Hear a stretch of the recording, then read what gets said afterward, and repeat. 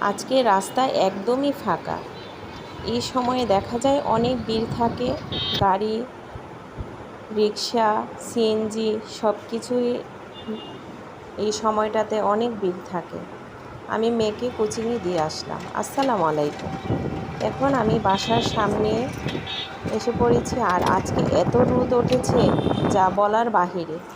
তাই রিক্সা করে নিয়ে দিয়ে আসলাম, এই রিক্সায় আবার বাসায় চলে আসলাম। আর আজকে আমি রান্না করব সবজি ভাজি, কাঁকরোল দিয়ে আলু দিয়ে একটা ভাজি করব। এই ভাজিটা খেতে এই গরমে অনেক ভালো লাগে, কাঁকরোলের ভাজিটাই বেশি ভালো লাগে। আর এখানে আমি দিয়ে দিলাম পরিমাণ মতো লবণ, আর সবজিগুলো দিয়ে দিলাম, আর অল্প একটু হলুদ দিয়েছি। প্যানে আমি বসিয়ে দিলাম ভাজিটা।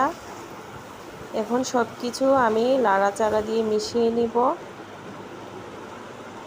এই ভাজিটা খেতে অনেক ভালো লাগে, কাঁকরোলের তরকারি থেকে ভাজিটা বেশি ভালো লাগে। আর এই যে মাছটা, এটাকে কে কী মাছ বলেন সেটা আমি জানি না, কিন্তু আমরা এখানে এই মাছটা বলি কানলা মাছ।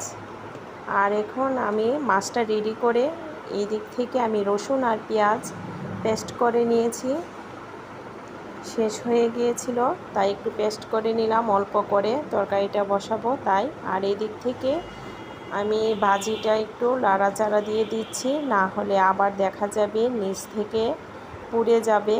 আর শুকনো মরিচ দিয়েছি একটু ছোটো ছোটো করে কেটে, কাঁচামরিচ ছিল না তাই আর বাজারে যাইনি, ঘরে যা আছে তাই রান্না করলাম। আর এই দিক থেকে আমি সব কিছু তেল দিয়ে পরিমাণ মতো সব মশলা দিয়ে আমি মাছের ঝোল করব, বসিয়ে দিলাম।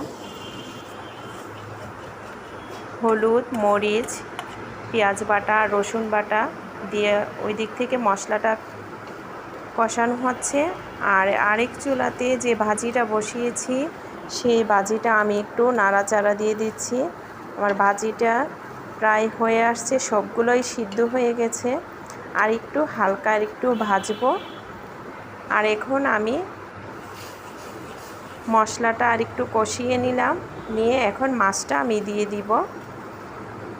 আমি মাছটাতে একটু ঝাল দিয়েছি, এরকম একটু ছোট মাছ হলে একটু ঝাল বেশি দিলে ঝোলটা একটু ভালো লাগে বেশি।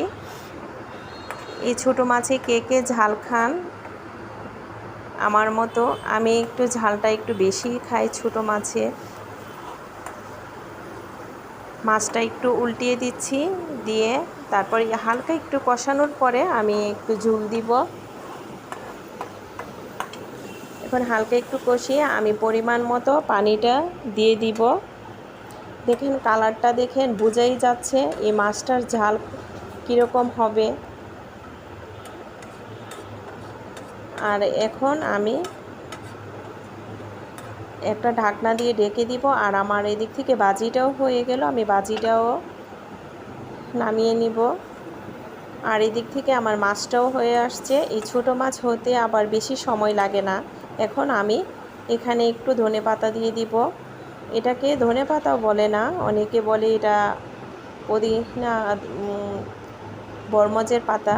আর আমার রান্নাবান্নাও শেষ, এই যে আমার ফাইনাল খাবার এখন খেয়ে ফেলবো, সব কিছু রেডি। এই যে সবজি ভাজিটা আর এখানে মাছের ঝোলটা দেখেন কি লাল হয়েছে। আমি সব কিছু রেডি করে নিয়ে আসলাম, ভাবলাম একটু আপনাদের সঙ্গে একটু শেয়ার করি কীরকম হয়েছে আজকের রান্না বান্না। অবশ্যই একটু কমেন্ট করে জানাবেন, শেয়ার করবেন, লাইক কমেন্ট শেয়ার করবেন। আল্লাহ হাফেজ।